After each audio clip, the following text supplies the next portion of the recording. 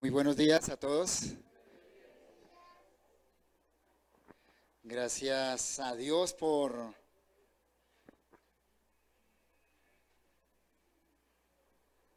que reúne a su pueblo en su día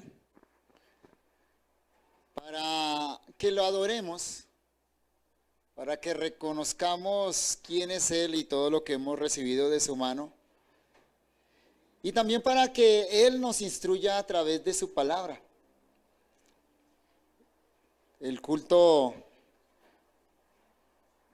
dominical es en algún sentido un diálogo entre Dios y su pueblo.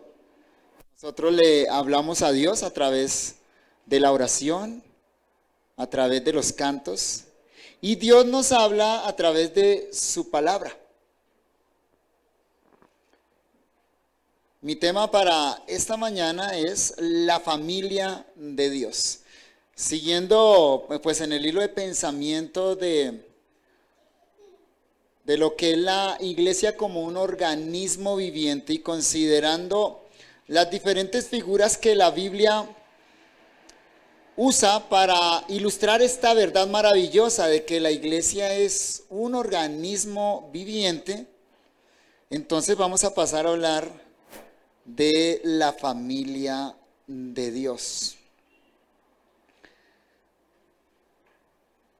Dios creó al ser humano para vivir en sociedad, para vivir en conexión con otros. Y la sociedad básica o el núcleo básico de la sociedad es la familia. Todos nacemos en una familia. No hay un solo ser humano, a excepción de Adán y Eva. Ni siquiera nuestro Señor Jesucristo escapó a esto. No hay ningún ser humano que no nazca en el contexto de una familia. Los seres humanos no aparecen por ahí. No brotan debajo de las piedras desconectados de otros seres humanos. Todos nacemos en una familia. La familia nos da pertenencia, la familia nos da identidad, la familia nos da refugio. Ahora bien, por causa del pecado, tristemente, la mayoría de las veces, la familia se vuelve una tragedia, ¿o no? Y hoy presenciamos la tragedia de familias destruidas, de familias donde los unos están contra los otros, donde los hijos se levantan contra los padres matan a los hijos.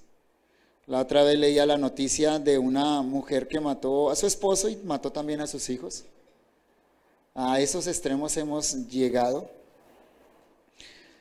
Hay una intención también en Satanás y la ideología de este mundo para romper los lazos de la familia.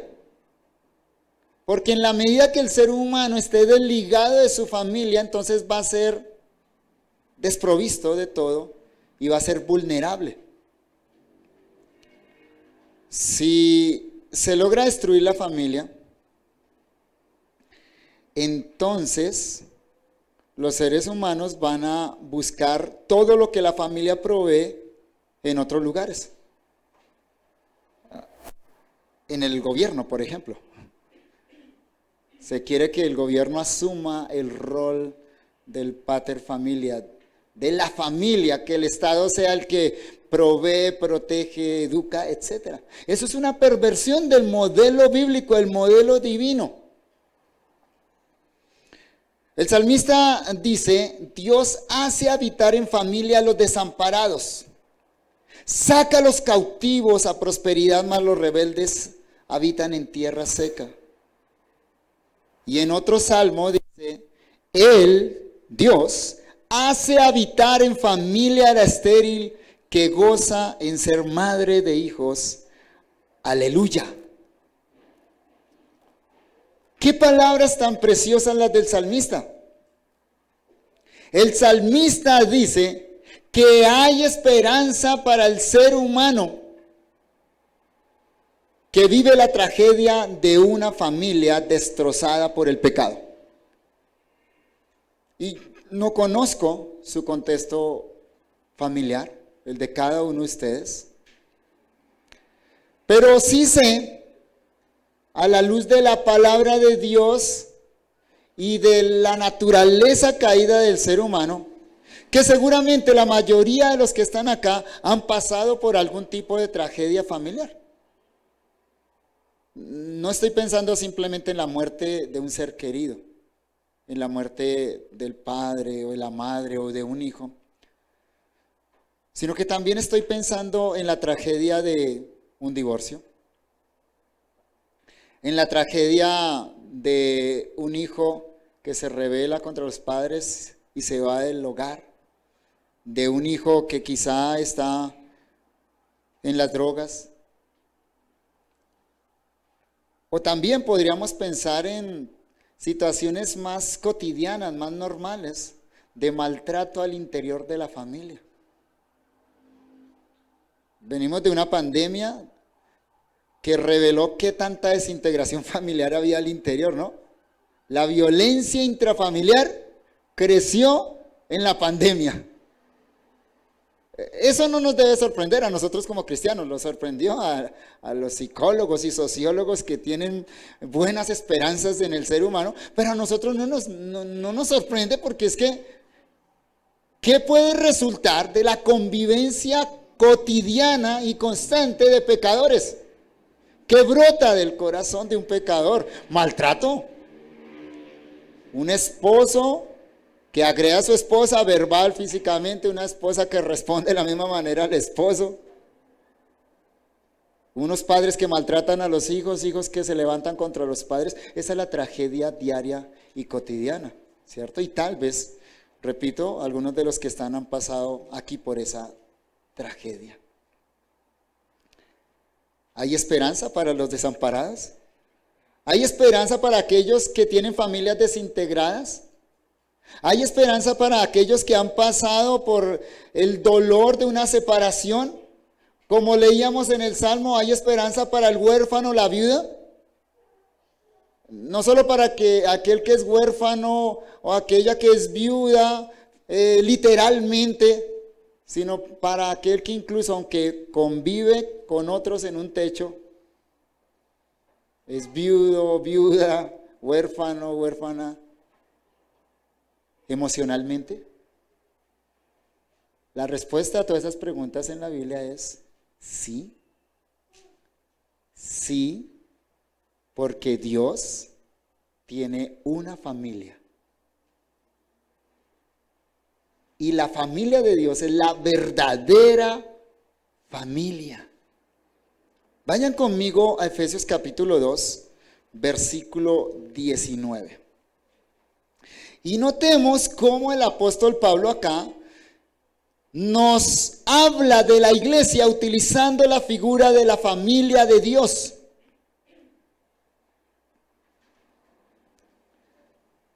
Es un texto corto, conciso, pero maravilloso. Lleno de esperanza, lleno de aliento.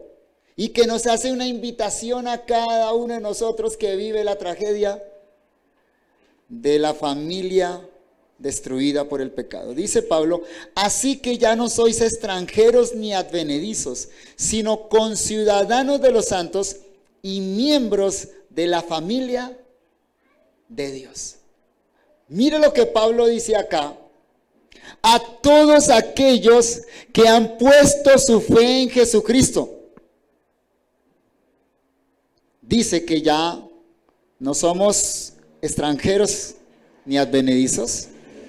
O sea que ya no estamos llamados a una vida solitaria, aislada, sino que ahora Dios nos ha integrado a su propia familia. Es interesante, hermanos, notar que la mayoría de las figuras que la Biblia utiliza para describir a la iglesia provienen del contexto del hogar.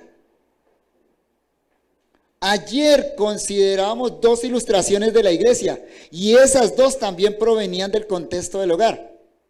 Pablo nos enseñaba que la iglesia es el cuerpo de Cristo. Y luego nos enseñaba que la iglesia es la esposa de Cristo. Estas dos ilustraciones también provienen del contexto del hogar. Y es que la mejor manera de percibir la realidad orgánica de la iglesia, de percibir que la iglesia es una conexión viva y vital de personas que creen en el mismo Dios, es a través de pensar en la familia. De pensar en las relaciones que hay al interior de un hogar, de esas relaciones que hay entre padres e hijos, esposo y esposa. A pesar de la tragedia del pecado, lo más cercano en la tierra a pertenecer al pueblo de Dios es la familia. Porque le aseguro algo, a pesar de las tragedias que usted haya pasado en familia, usted ama a su familia. Es raro, hay casos donde la gente ya dice, no quiero saber nada de mi familia. Pero hay personas que se la pasan años, literalmente años, buscando a su familia. ¿Conocen esos casos o no? De alguien que fue dado en adopción desde temprano y ahora gasta todo su esfuerzo, todo su tiempo y todo su dinero en buscar quién es su familia. ¿Por qué? Porque la familia es la familia. Dicen, la sangre tira o no. Los lazos que hay en la familia, que son netamente sanguíneos, son tan fuertes que la familia está por encima de todo, decimos. Y entonces vuelvo y digo, no hay nada más cercano en la tierra a lo que es la unidad en el pueblo de Cristo que la familia, por encima de las propias tragedias del pecado. Pero usted se imagina, si así es el afecto que tenemos hacia nuestra familia, en el estado de pecado que nos hallamos, ¿cómo serán los lazos y el afecto que se da en una iglesia, en una familia donde el pecado es superado, donde hay reconciliación, perdón y donde el Padre es Dios? Por eso lo que leíamos en el Salmo. No por nada, los puritanos le llamaron a la familia la iglesia primaria. Y nosotros tenemos eso, ¿no? También le decimos así, le decimos a la gente, mire, la pequeña iglesia, ¿cuál es? La familia. Entonces la iglesia es la gran familia. Los lazos que se generan al interior de la iglesia de Dios son mayores que los lazos sanguíneos que nos unen a nuestros familiares. Esa es la realidad de la que el apóstol Pablo nos está hablando en este texto de Efesios. Dice Pablo que somos miembros de la familia de Dios. Ya veíamos a la iglesia como la esposa de Cristo y enfatizábamos la manera como Cristo cuida de la iglesia. Ahora, a través de esta figura de la familia, Pablo nos presenta a Dios como el padre de esta familia y por lo tanto el punto enfático de él es hablarnos del cuidado paternal de Dios. Es que si usted ha llegado a ser parte de la familia, ahora tiene a Dios como padre con todo lo que eso significa. Pero además de que al ingresar a esta familia y tener a Dios como padre, entonces todos aquellos que están en esta familia son sus hermanos. Hay lazos filiales, hay lazos fraternales entre cada creyente. De manera que esta figura de familia nos hace pensar en nuestra relación con Dios. Él es ahora mi padre, pero nos hace pensar en las relaciones con mis hermanos. Tenemos un mismo padre, en virtud de haber sido todos engendrados espiritualmente por el mismo Espíritu. De manera que aquí podemos pensar en aquellos pasajes que hablan de los cristianos como el conjunto de los hijos de Dios. Mire, por ejemplo, lo que Pablo dice en Gálatas capítulo 3, versículo 23 al 29. Gálatas 3, 23 al 29. Si tienen su Biblia, búsquelo, si no, ahí lo están proyectando. Gálatas 3, 23 al 29. Pablo dice acá, pero antes que viniese la fe, o sea, antes de que creyéramos, estábamos confinados bajo la ley, encerrados para aquella fe que iba a ser revelada. De manera que la ley ha sido nuestro ayo para llevarnos a Cristo a fin de que fuésemos justificados por la fe. Pero venida la fe, ya no estamos bajo ayo, pues todos, y esto es lo que quiero enfatizar, pues todos sois hijos de Dios por la fe en Cristo Jesús. Porque todos los que habéis sido bautizados en Cristo, de Cristo estáis revestidos. Y en esta familia, dice Pablo, en esta familia ya no hay judío ni griego, no hay esclavo ni libre, no hay varón ni mujer, porque todos sois uno en Cristo Jesús. Y si vosotros sois de Cristo, ciertamente el linaje de Abraham sois y herederos según la promesa. Lo primero entonces que quiero decir de esta familia de Dios es que a esta familia se ingresa por medio de la fe en Jesucristo. Y déjeme ilustrarlo para que lo entendamos. Hay dos maneras como una persona puede pertenecer a una familia en términos naturales. ¿Cierto? Es decir, usted puede pertenecer a una familia por naturaleza, por sus padres biológicos, ¿cierto? Usted puede tener a alguien como padre porque esa persona biológicamente lo engendró, ¿cierto? Pero alguien puede pertenecer a una familia por vía de adopción. Tenemos la figura en nuestra sociedad, en nuestra legislación. Alguien que nació en otra familia, que lo repudió, que no lo aceptó, que no lo pudo criar, lo entrega a las autoridades y las autoridades gestionan para que una familia lo adopte. Así que alguien puede llegar a ser hijo de otro por vía de adopción. Entonces no era hijo, pero por vía de adopción llega a ser hijo. De lo que está hablando Pablo acá, y en el contexto de la familia de Dios, lo que aplica es lo segundo, lo que acabo de explicar, lo de la adopción. Se lo digo claramente, entonces, ningún ser humano por naturaleza es hijo de Dios. Usted no nació siendo hijo de Dios. Usted nació fuera de la familia de Dios. Cuando usted vino a esta tierra, usted llegó en una condición en la cual Dios no era su padre era Satanás, como dice Jesús en Juan 8:44. Eso es feo, eso es malo, eso es una tragedia. O sea, eso significa que usted espiritualmente era un huérfano. No tenía familia espiritual, andaba por la tierra sin rumbo. No tenía pertenencia.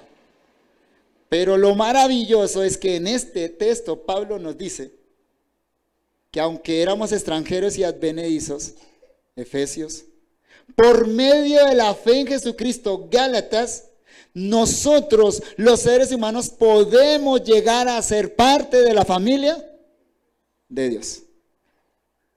Entonces, en primer lugar, ¿cómo usted puede ser parte de la familia de Dios?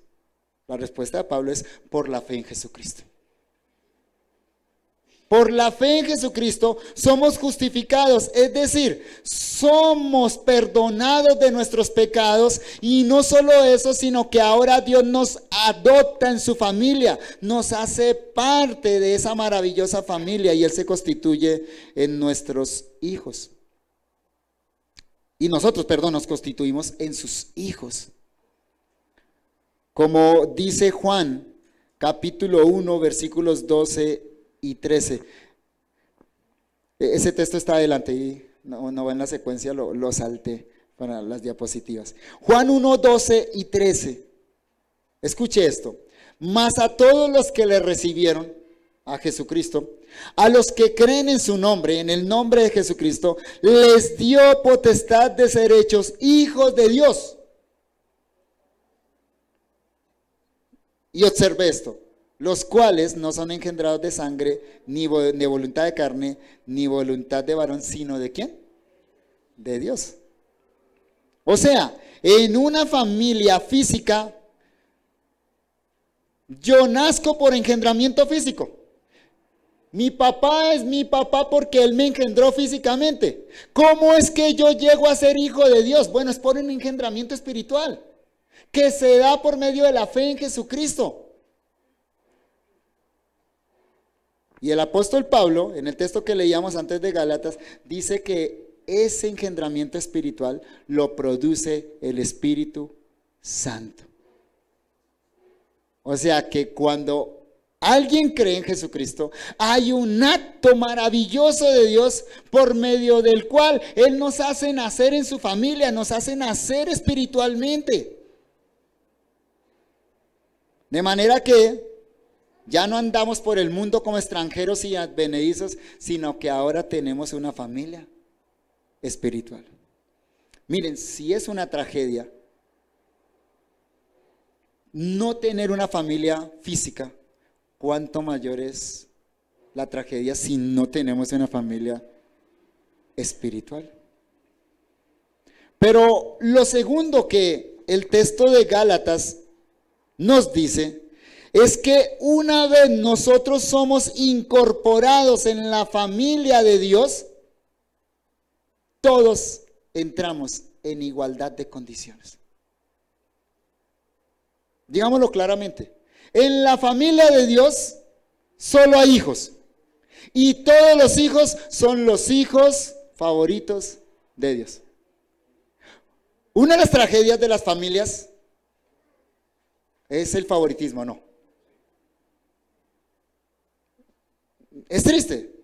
Todo padre tiene un hijo favorito, toda madre tiene un hijo o una hija favorita, ¿no?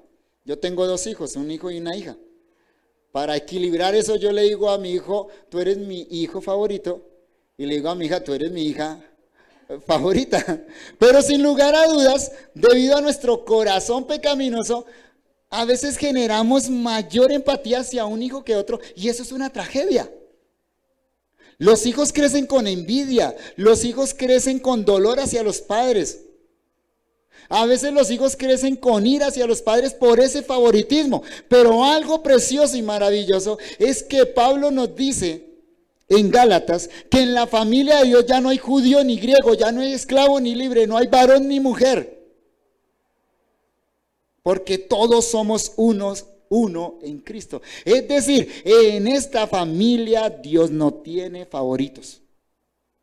No trata de manera diferente a sus hijos, a todos los trata por igual. Y es que considere por un momento el padre de esta familia. ¿Quién es el padre de esta familia espiritual?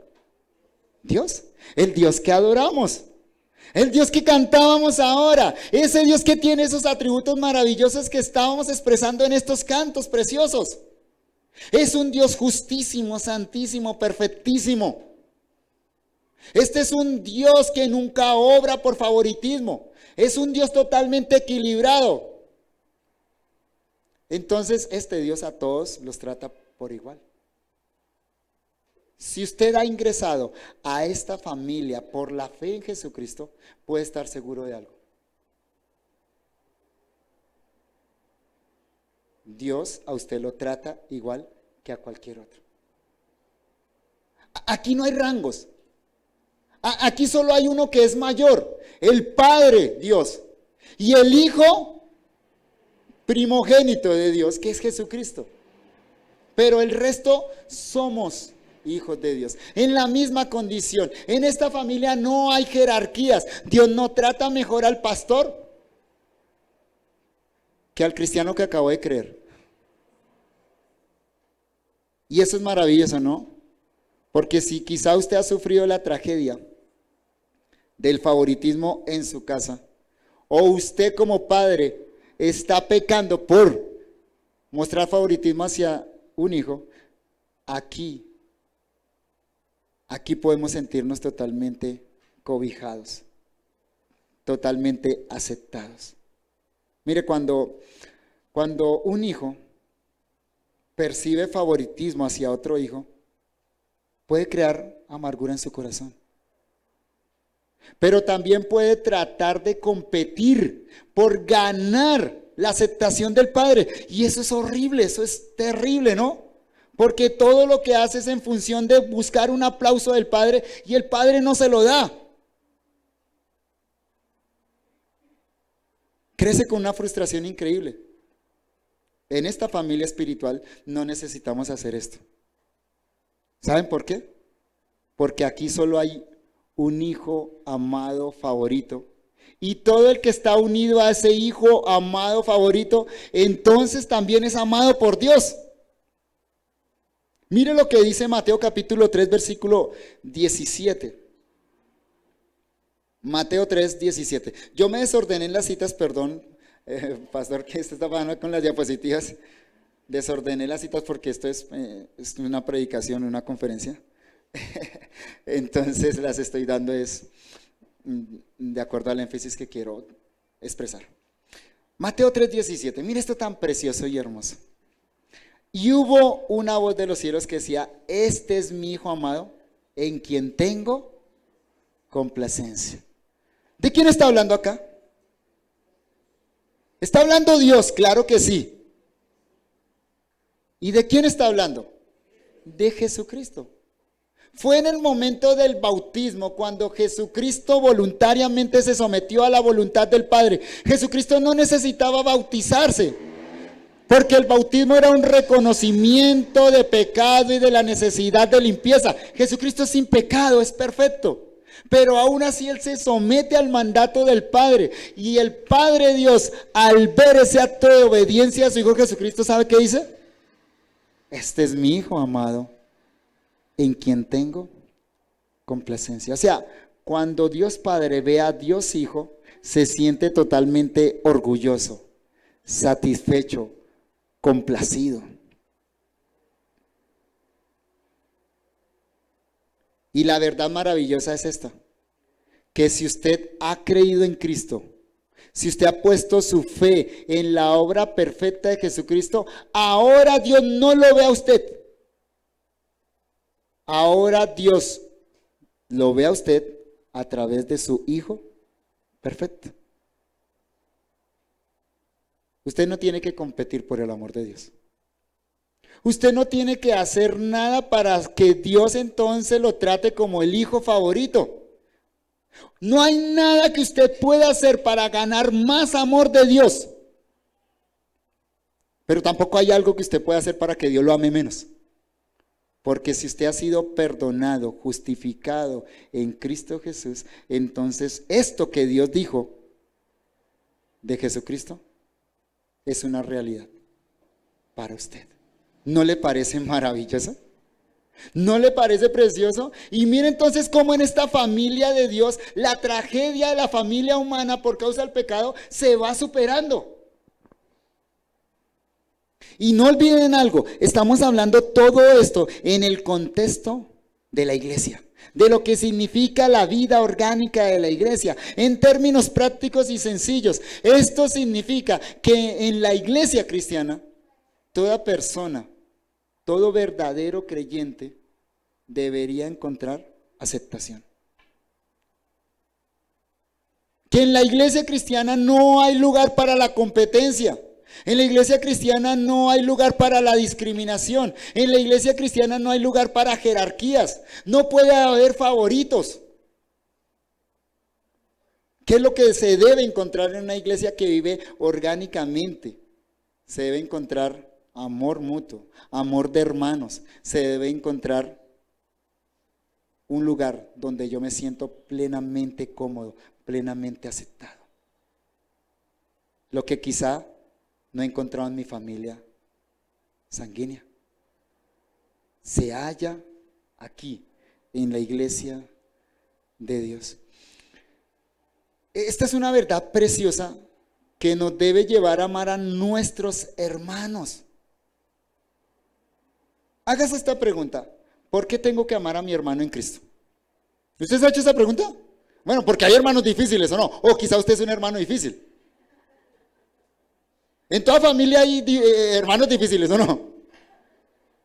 ¿Por qué tengo que amar a mi hermano? ¿O por qué mis hermanos me tienen que amar a mí? A mí, con todos mis defectos, con mis pecados, sí, con virtudes que tengo. ¿Por qué razón tengo que amar a mi hermano?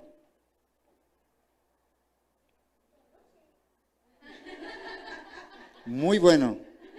Está poniendo atención, qué chévere. Excelente. La respuesta bíblica es porque es hijo de Dios. Y Dios lo ama. Dios ama a mi hermano, pero Dios también me ama a mí. Yo tengo un deber delante de Dios de amar a mis hermanos porque son mis hermanos en Cristo. Pero eso también significa que yo debería desear estar en comunión con mis hermanos. Hablamos ahora con las hermanas que me trajeron y expresamos esto de la familia. ¿Usted no está dispuesto a recorrer grandes distancias por su familia? No importa si hablando en términos de familia terrenal, no importa si su hermano vive en otro país, si usted tiene la oportunidad, se pega ese viaje larguísimo para estar allá con su hermano, no. Para estar con sus padres.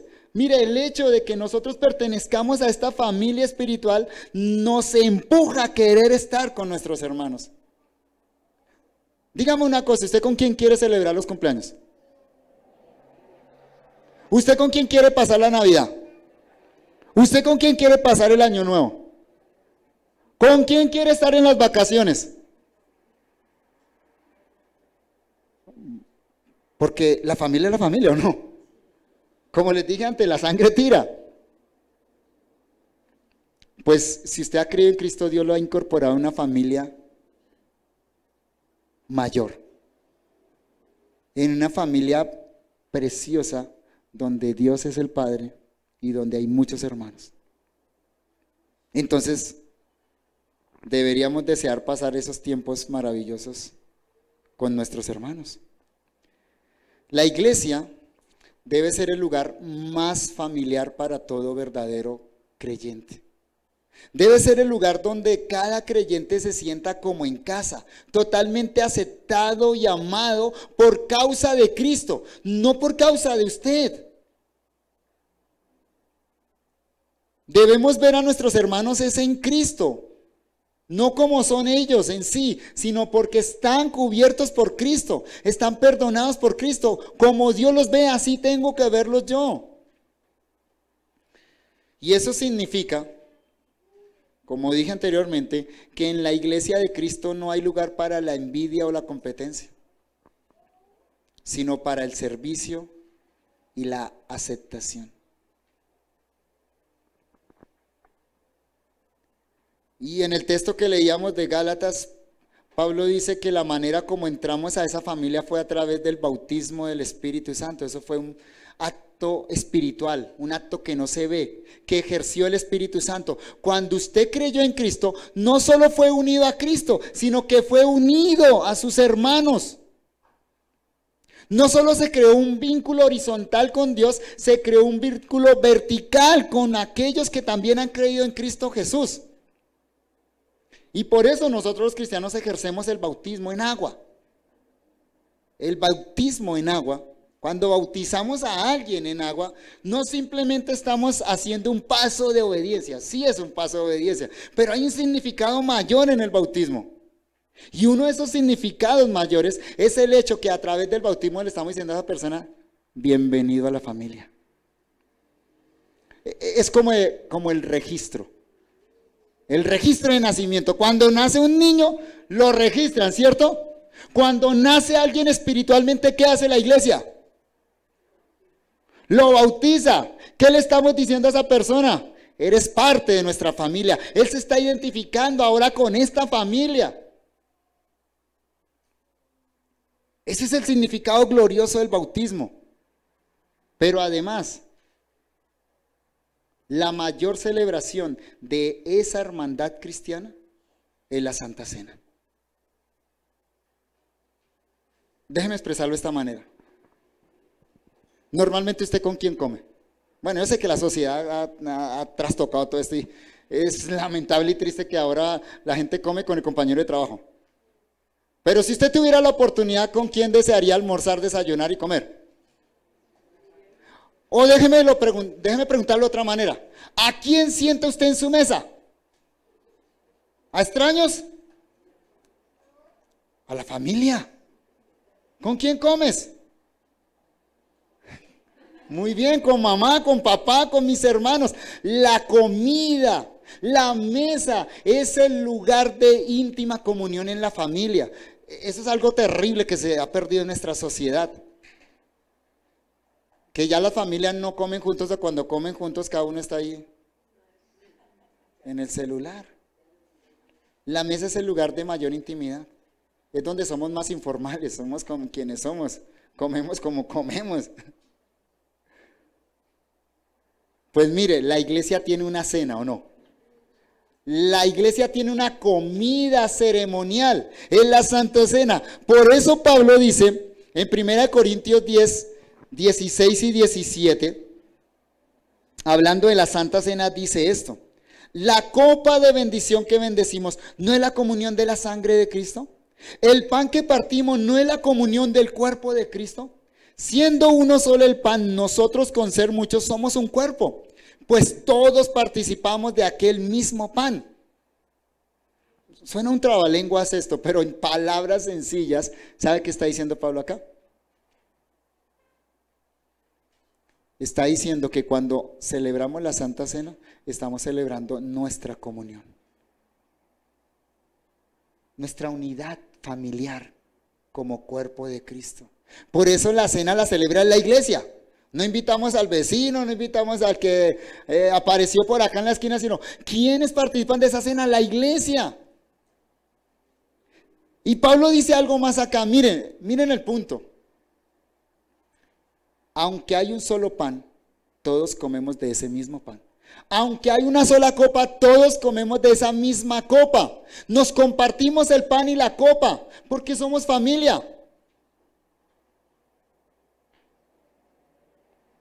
Eso es lo que hacemos en familia, ¿o no? Compartimos la comida.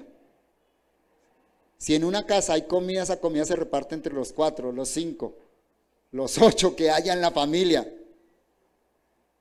La Santa Cena celebra esa unidad gloriosa de la familia de Dios.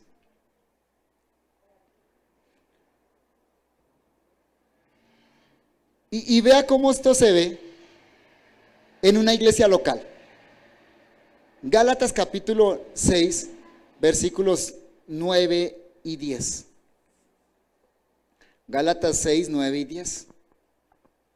Aquí en Gálatas Pablo aterriza todos estos conceptos a la iglesia local. Le habla a una iglesia local que estaba sufriendo mucho por divisiones entre ellos. Y vea cómo lo expresa Pablo acá. Gálatas 6, 9 y 10. No nos cansemos pues de hacer el bien, porque a su tiempo segaremos si no desmayamos. Así que, según tengamos oportunidad, hagamos bien a todos. ¿Y mayormente a quién? A los de la familia de la fe. Dígame sinceramente, si usted tiene dinero en su bolsillo y ve a alguien de su familia que padece necesidad y ve a un extraño que padece necesidad, ¿usted a quién ayuda? Espero que no diga que al extraño. Por altruismo, no.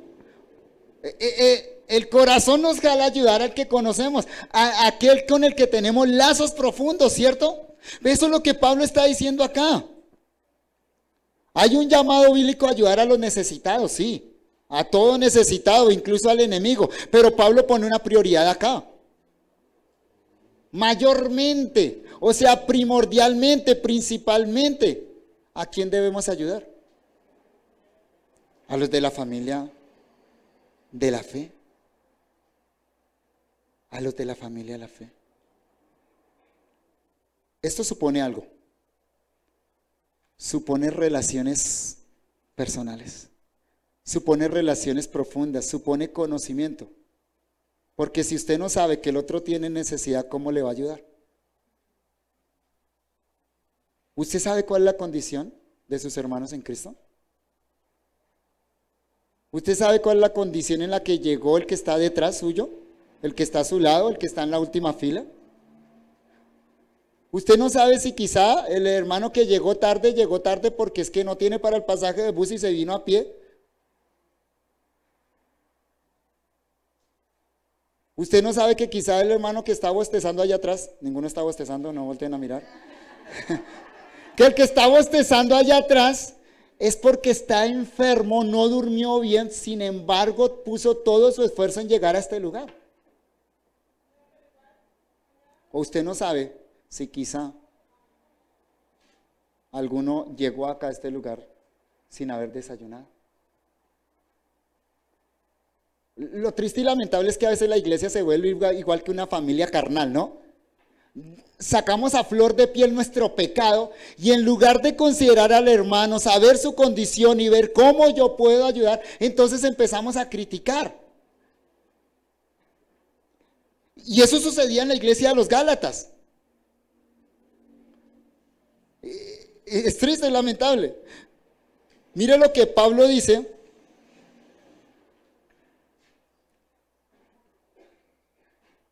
En Gálatas, déjeme ver un momentico, se me perdió.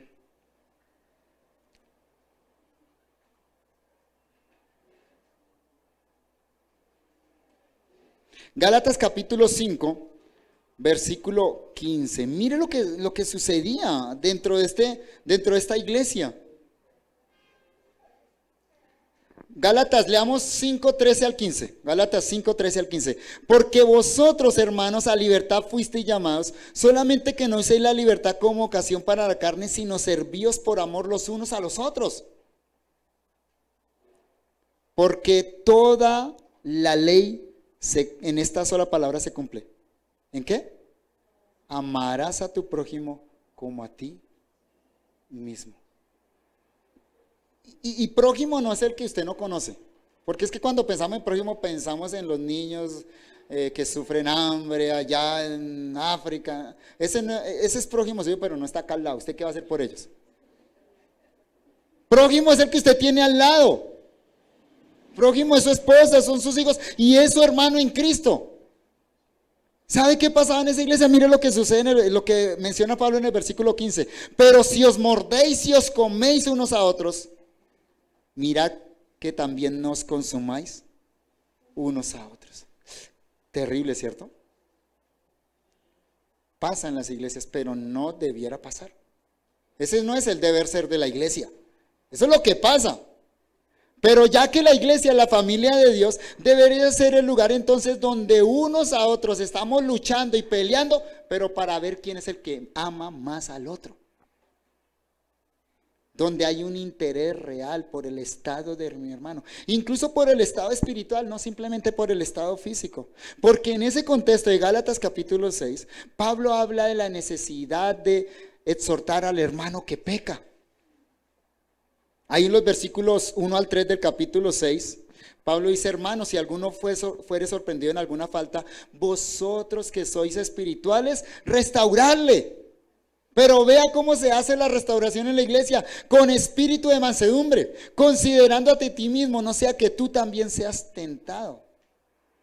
Sobrellevad los unos las cargas de los otros y cumplid así la ley de Cristo, porque el que se cree ser algo no siendo nada, a sí mismo se engaña. Somos una familia, entonces, ¿qué hace una familia? Lleva las cargas los unos de los otros. No nos pisoteamos, no nos mordemos, no nos matamos, nos cuidamos, nos apoyamos. Pero insisto en algo, esto significa que necesitamos conocernos. Necesitamos pasar tiempo los unos con los otros. Eso no se da aquí simplemente en el contexto del culto dominical. El culto dominical es lo que hacemos porque somos familia, pero somos familia todo el tiempo. Y eso tiene que trascender a la reunión dominical. Yo sé que todos nosotros andamos ocupados con muchas cosas. Sé lo difícil que es esta ciudad. Viví toda mi vida acá hasta hace 6 años. Sé las distancias que hay que recorrer, sé los trancones que hay, sé cuán difícil es montarse en Transmilenio para recorrer toda la ciudad.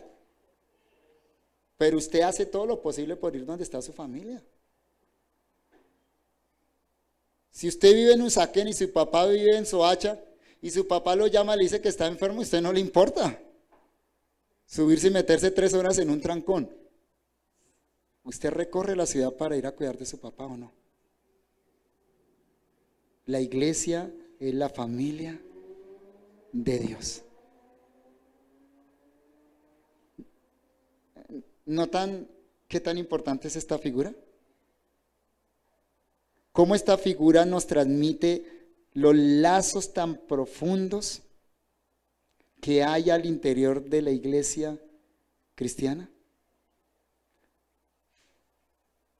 Y mire, esta no es una familia, la iglesia no es una familia ajena al pecado. Así como hay pecado en las familias naturales y el pecado hace una tragedia de lo que debería ser algo maravilloso, bueno, el pecado también puede destruir una iglesia.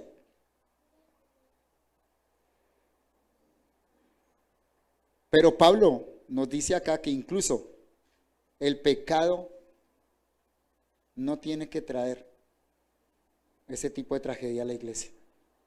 Que debemos aprender a tratar con el pecado de nuestros hermanos. Para ayudarnos, no para pisotearnos ni destruirnos. La figura de la familia nos ayuda a entender los lazos tan profundos y cercanos que tenemos con nuestros hermanos en la iglesia local. De hecho, la relación con nuestra familia sanguínea no va a trascender esta vida. El día que usted se muere, ahí terminaron los lazos familiares. Pero los lazos que tenemos en la familia de la fe, los lazos que tenemos en Cristo Jesús, son para la eternidad.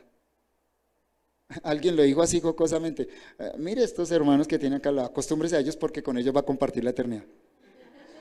Sí, claro, sí, con ese hermano que está ahí al lado difícil. Con ellos, si somos verdaderos y genuinos creyentes, con ellos vamos a compartir la eternidad. Incluso con nuestros hermanos de otras iglesias que hoy en día miramos mal. Con ellos vamos a compartir. Allá en el cielo no va a haber distinciones de títulos de iglesias, ni denominaciones, ni nada de esas cuestiones. Van a ser nuestros hermanos y nada más. ¿Ven que estos lazos son para la eternidad? ¿Son para siempre? Entonces la iglesia es más grande que una organización. La iglesia en realidad es un organismo viviente que se reproduce espiritualmente añadiendo nuevos hijos de Dios a través de la predicación del evangelio. Hermanos nuestros, cuando alguien cree el evangelio, ahora lo acogemos, ahora es parte de nuestra familia, ahora es nuestro hermano. Y la iglesia crece como cualquier familia, se reproduce como cualquier familia, pero es una reproducción espiritual. Y esto nos hace pensar en el deber que tenemos cada uno de nosotros en el crecimiento de la familia. ¿Te estás reproduciendo espiritualmente? O sea, ¿estás proclamando el evangelio para que otros miembros de esta familia lleguen? ¿Para que la familia de Dios crezca? Y para finalizar, reflexionar en que la iglesia es la familia de la fe nos da esperanza si es que hemos pasado por la tragedia de una familia destruida por el pecado. Si quizá eres parte de una familia, como se llama hoy en día, disfuncional, si eres madre soltera, si pasaste por la tragedia de un divorcio, si quizás están sufriendo por un hijo que se fue del hogar, que está en malos caminos, si quizá acá hay esposas que están siendo maltratadas por su esposo, o esposos que están sufriendo por la indiferencia de su esposo, de su esposa. Dios los invita a todos ustedes a ser parte de su familia, de la verdadera familia. Una familia donde usted va a encontrar no solo un padre amoroso, perfecto y que da su amor a todos por igual, sino que va a encontrar muchos hermanos que se van a comprometer en cuidarlo, en protegerlo. Qué maravillosa familia. ¿No quieres ser parte de esa familia? Pablo nos dijo que es por medio de la fe en Jesucristo. Oremos. Gracias, Padre, y qué bonito poder utilizar esa palabra, Padre. ¿Cuánto significado hay, Señor, en este término? Gracias por tu familia, la iglesia.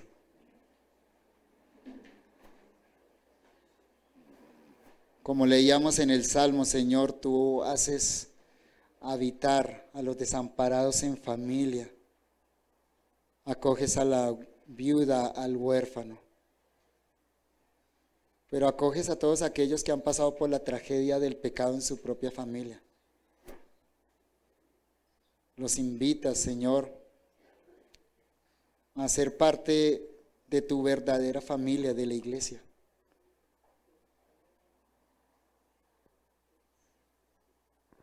Y Señor, seguramente tenemos que reconocer que como cristianos y como iglesia adolecemos también de pecado, Señor. No hemos reproducido fielmente lo que es la familia de Dios. Te rogamos que nos perdones, Señor, y que nos ayudes, Señor. Que ayudes a esta iglesia local, a cada miembro de esta iglesia, Señor, a que a la luz de esta verdad maravillosa puedan empezar a corregir aquello que está mal, Señor. A fortalecer aquello que está bien, Señor, que está bien, y continuar en aquello en lo que están andando, para que puedan, Señor, reflejar la realidad de ser familia de Dios. Que cada persona en este lugar, Señor, en esta comunidad, en este organismo viviente, pueda experimentar tu paternidad maravillosa, pero también la hermandad preciosa que tú das en el cuerpo de Cristo. Gracias, Señor, gracias por tu familia. En los méritos de Jesús oramos. Amén.